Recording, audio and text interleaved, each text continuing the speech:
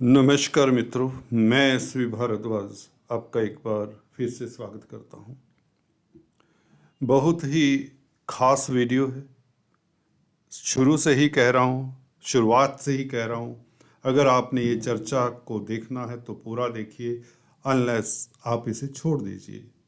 कोई फ़ायदा नहीं होगा, आधी अधूरी नॉलेज लेकर जाएंगे और फिर भारद्वाज जी को कहेंगे कि भारद्वाज जी कुछ ये बोलते हैं, कुछ वो बोलते हैं। यहाँ पर एक एक सेंटेंस आपके लिए महत्वपूर्ण है सुनना, अगर आप एस्ट्रोलॉजी को कुछ जानते हैं, कुछ जानना चाहते हैं। तो जैसा कि थंबनेल पर आते हैं, 7 मार्च से 26 मार्च बहुत सारी वीडियोस आपने देखी होंगी बुध के नीच होने के ऊपर। ये तारीख है 7 मार्च से लेकर 26 मार्च तक। देखिए, हर साल बुध नीच के होते हैं, नीच राशि में होते हैं। ऐसा देखा गया है कि 18 सालों बाद बुध राहु के साथ नीच में हो रहे हैं। After 18 years, Mercury is going to be debilitated with Rahu the north node. और 10 दिन खास रहेंगे इस अवधि के, इस नीच पीरियड के। 19 दिन यह नीचगत रहेंगे, तो 10 दिन बहुत खास है, बहुत महत्वपूर्ण है, लाभकारी हो सकते हैं। जी हाँ दोस्तों, जाइएगा मत, लाभकारी हो सकते हैं, बल्कि होने के योग हैं। ये 10 दिन कौन से, इसके ऊपर टिप्पणी करेंगे और नक्षत्रों के हिसाब से भी चर्चा करने की पूरी कोशिश करेंगे। रेवती नक्षत्र में राहु का गोचर चला आ रहा है। रेवती नक्षत्र के मालिक बुध हुआ करते हैं। अगर आपको इसका नॉलेज नहीं है तो याद रखिए, रेवती नक्षत्र बहुत ही दुर्लभ नक्षत्र है। ये बुध का नक्षत्र है और ऐसे व्यक्ति अगर सोच विचार कर, हल्का सा भी मंथन करके कोई काम को हाथ में ले लें तो वो ऊंचाइयां छूते हैं, वो ऊंचाइयां छूते हैं कि दुनिया देखती है। अगर ये डिसाइड करें ना, कोई काम करना है, कोई प्रोफेशन है, कोई फील्ड है, चूज करना है, और मंथन करें, उसके ऊपर पूरा फोकस करके चूज करें।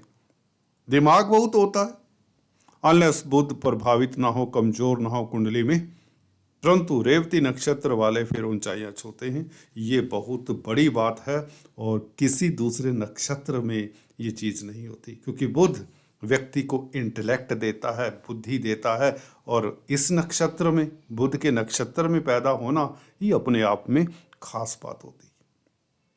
तो बुध भी रेवती नक्षत्र में होंगे। कब होंगे ये बता देता हूँ। ये 10 दिन होंगे जिसकी बात कर रहे हैं। हालांकि बात हम पूरे गोचर की करेंगे 7 तारीख से 26 तारीख तक। 10 दिन बुध भी रेवती नक्षत्र में, राहु भी रेवती नक्षत्र में, तो कमाल तो होगा। कहाँ सोच रहे थे कि बुध ग्रह नीच के होकर कहीं व्यापार में नुकसान ना दे, रिश्तों को दिक्कत ना दे, नौकरी को दिक्कत ना दे, पता नहीं क्या ना हो जाए।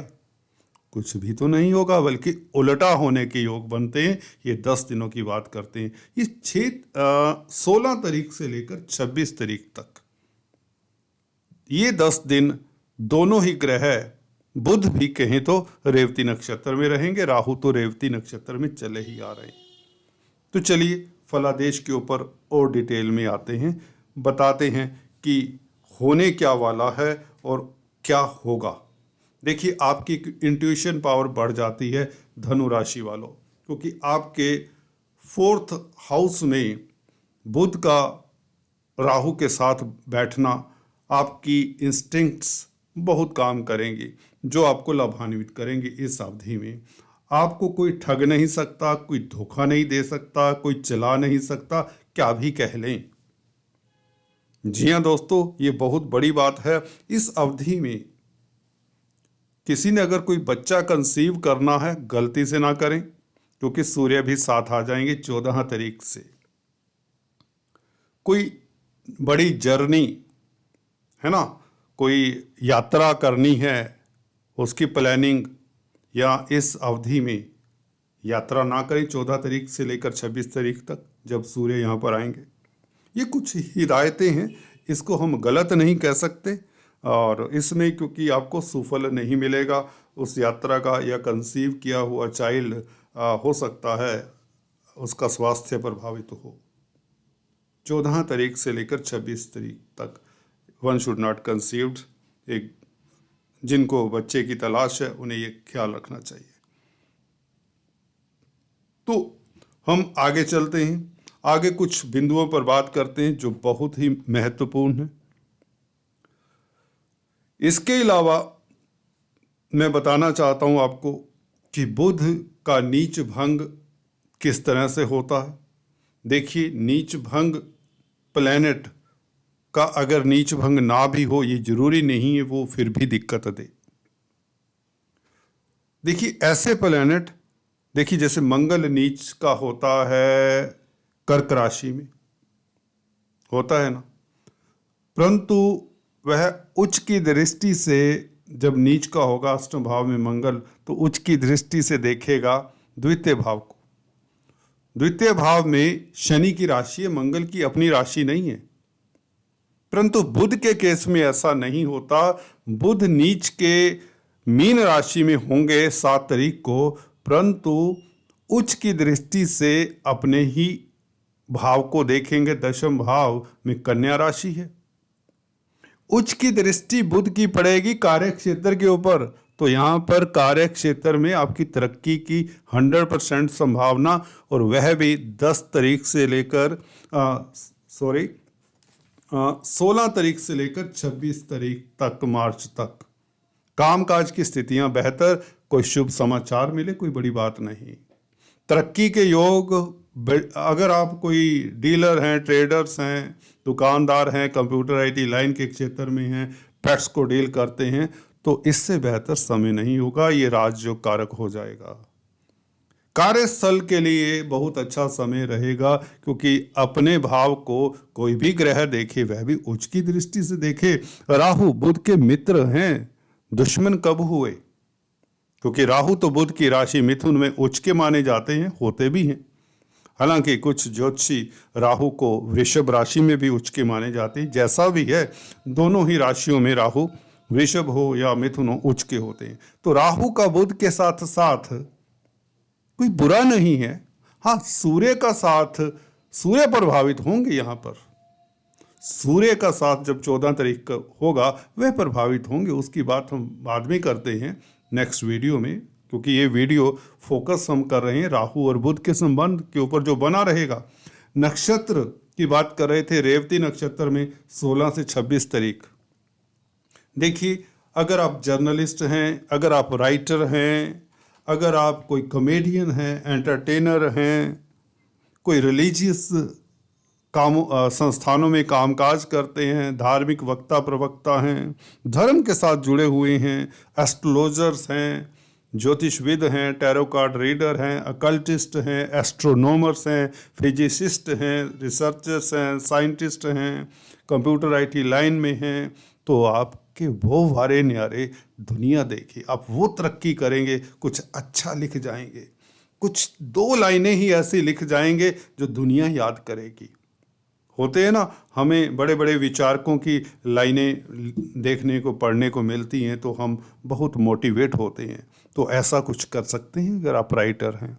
जर्नलिस्ट हैं तो मीडिया में आपका नाम होगा। धन की स्थिति बेहतर, कार्यस्थल पर ऊंचाइयां छुएंगे, व्यापार खूब चलेगा, व्यापार के कारक हैं।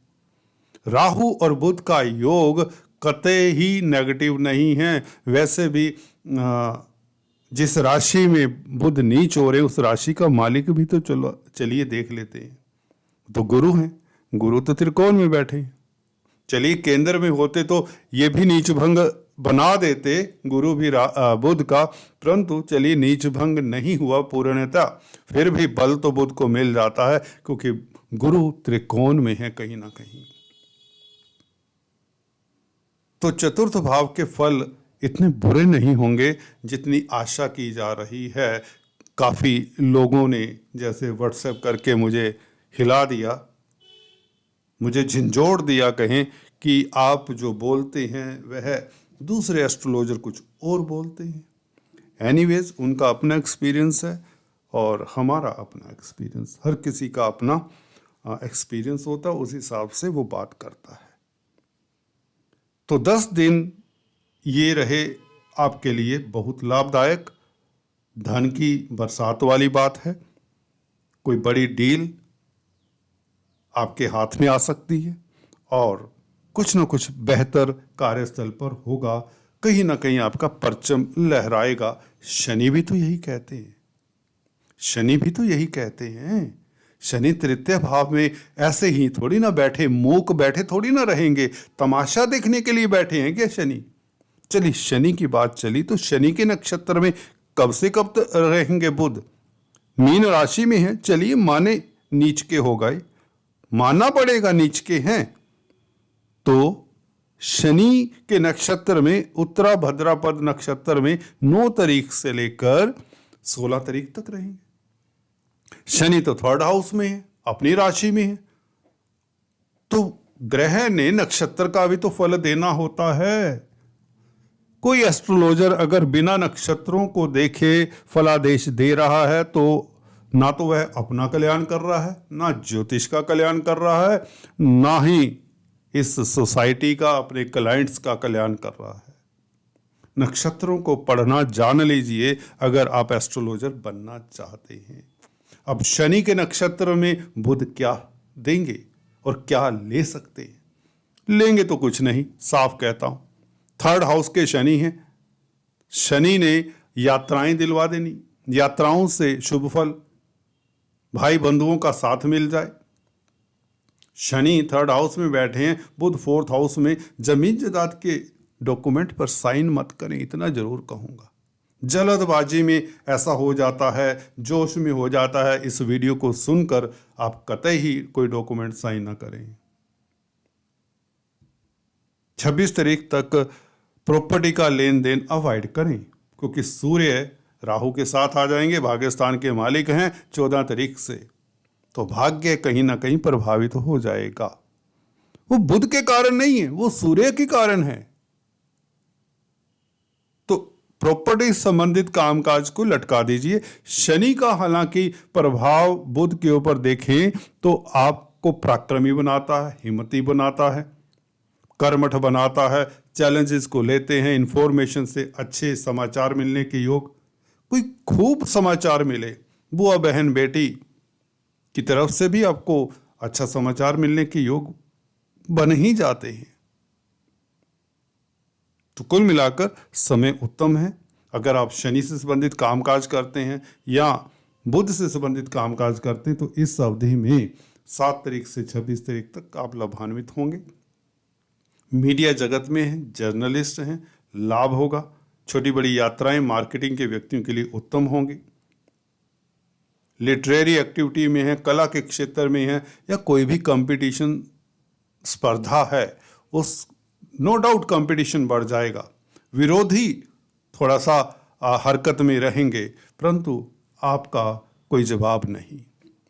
3rd हाउस के शनि और बुध का ऐसी स्थिति में आना जहां पर बुध रेवती नक्षत्र में और शनि के नक्षत्र में, उत्तरा भद्रापद नक्षत्र में रहेंगे। और 2 दिन तो 7 तारीख से 9 तारीख तक ये बता दें, पूर्वा भद्रापद नक्षत्र में, गुरु के नक्षत्र में, गुरु तो त्रिकोण में है, तो पूरा गोचर ही बुध का अच्छा है जनाब। मैंने तो नक्षत्रों तक बात कह दी। ऊपर ऊपर से भी देखते तो राहु को रेवती नक्षत्र में होना, राहु का बुध के साथ होना, तो बुध का वैसे ही कल्याण हो जाता है, क्योंकि राहु ना कोई अपना फल देते हैं, वो तो जिस राशि में उसका फल देते हैं, जिस ग्रह के साथ हैं उसका फल देते हैं। तो राहु ने नक्षत्र का भी फल देना है। बुध के नक्षत्र में तो बुध को स्ट्रेंथ देते हैं, दोस्त है आखिरकार, दोस्त दोस्त को थोड़ी ना झुकाएगा। 18 साल बाद यह योग थोड़े दिन के लिए बना है दोस्तों, 2-4 महीने के लिए बना होता तो क्या उपलब्धियां आप हासिल कर सकते थे, ये आप सोच भी नहीं सकते। हाँ, दाम्पत्य जीवन का थोड़ा सा ख्याल रखें, क्योंकि राहु है तो विच्छेदकारी प्लैनेट, 7वें भाव के मालिक बुध के साथ, जो कि वैवाहिक जीवन का है, उसको तंग कर सकता है। अपने स्पाउस की बात मानते रहें जी। मैं भी यही करता हूँ, सभी यही करते हैं। जो विवाहित हैं उन्हें ध्यान रखना चाहिए, दैट इज ऑल। फिर भी अगर आपको भय लगता है बुध के नीच होने से, तो विष्णु सहस्त्र नाम का जाप कर लें। अगर आपके बुध की महादशा, राहु की महादशा, अंतरदशा, प्रत्यंतर दशा है और आप चिंता में डाल दिए गए हैं, तो आपको कन्याओं को कुछ ना कुछ खिलाते रहना चाहिए। डॉग्स को फीड करें, पक्षियों को बाजरा खिलाएं, किन्नरों का आशीर्वाद लें, और मछलियों को 108 गोलियां बुधवार के दिन या किसी भी दिन, आज से ही शुरू कर सकते हैं, राम राम कहते हुए बड़े प्यार से मगन होकर 108 छोटी छोटी गोली मछली को खिलाएं, आटे की गोली। कल्याण होगा। अगर कोई संशय है तो दोस्तों कमेंट करना मत भूला करें, और आपसे एक औपचारिकता निभा लेते हैं और इसके बाद एक आध उपाय बता देते हैं। और अगर आपने ये वीडियो अभी तक लाइक नहीं किया तो नीचे दिए गए बटन किस लिए दोस्तों, उनका यूज़ किया करें। उसमें लाइक का बटन है, उसमें सब्सक्राइब का बटन है, उसमें बेल आइकन का बटन है। हाँ, डिसलाइक वाला बटन जी नहीं। मोराल बूस्ट कर दिया करें हमारा भी। हर किसी को मोटिवेशन की ज़रूरत होती है, तो सब्सक्राइब कर दें। बाकी आपकी इच्छा, हम तो गुजारिश कर सकते हैं दोस्तों। आपका कल्याण हो, आपकी हर पल भगवान रक्षा करे। God bless you, take care.